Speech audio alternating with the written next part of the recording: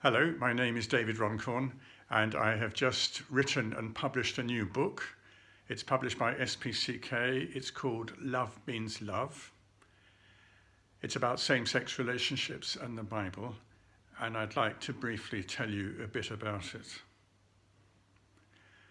I have long believed myself that committed, faithful relationships of any kind may be loved and blessed in the goodness of God, and I believe same-sex relationships are no exception to that.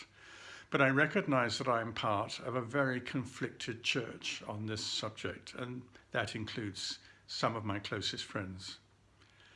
So the first reason I've written this book is that I actually believe that the case for inclusion and welcome on the basis of Scripture that doesn't avoid or fudge any awkward texts is simply not yet well understood.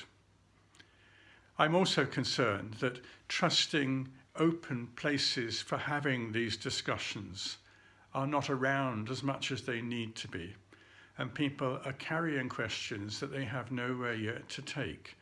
I would love it if this book was a resource for enabling more open discussion at this time. I also want to encourage people to have a confidence in the Bible that it can speak into the dilemmas and questions and challenges of our society today with real relevance, because I believe it can and does. I've written it for another reason, and that is that I'm aware of a growing and significant number of people in the church, and perhaps beyond.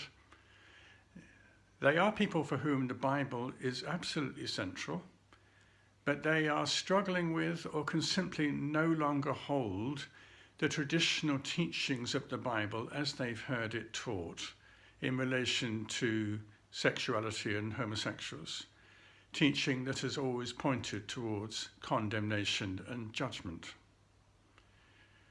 The reasons for this vary, but typically they have family or friends or work colleagues who are gay, and they love and respect them and simply can't match and recognize them in the way that the church has traditionally approached the ancient texts and found their condemnation and exclusion instead of welcome.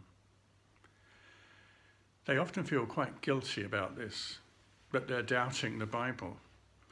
They can feel very isolated with their questions, particularly if they're in church communities where this discussion has not yet happened with any degree of openness. And in the absence of any other way of reading the traditional texts, it's very possible for confidence in the Bible and therefore our faith to ebb away at times like that. I hope my book will be a resource for people like that.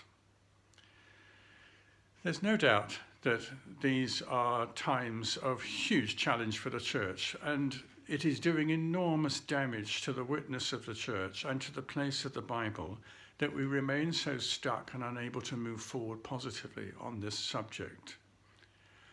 So this book, as it happens, is published just at the time the Church of England is planning to launch a very significant initiative called Living in Love and Faith. It is an attempt to offer resources at a grassroots level of the church to enable them to think and work this through more positively together. That's actually being postponed because of the pandemic, but hopefully, perhaps in the later autumn or early spring, that will be launched, and I really hope this book may be a contribution and a resource to that process.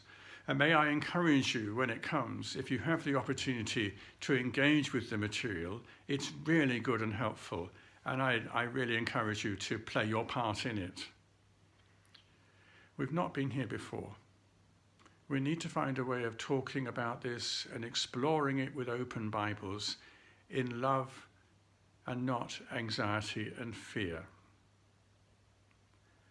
Finally, I write this book in gratitude for those in the LGBTI community who I call my particular friends. And it's no exaggeration to say that at certain points in my pilgrimage, I owe my faith and endurance and survival to them. I'm deeply grateful. I fear my words may be clumsy at times. I fear my vision of the kingdom is still rather stunted and narrow.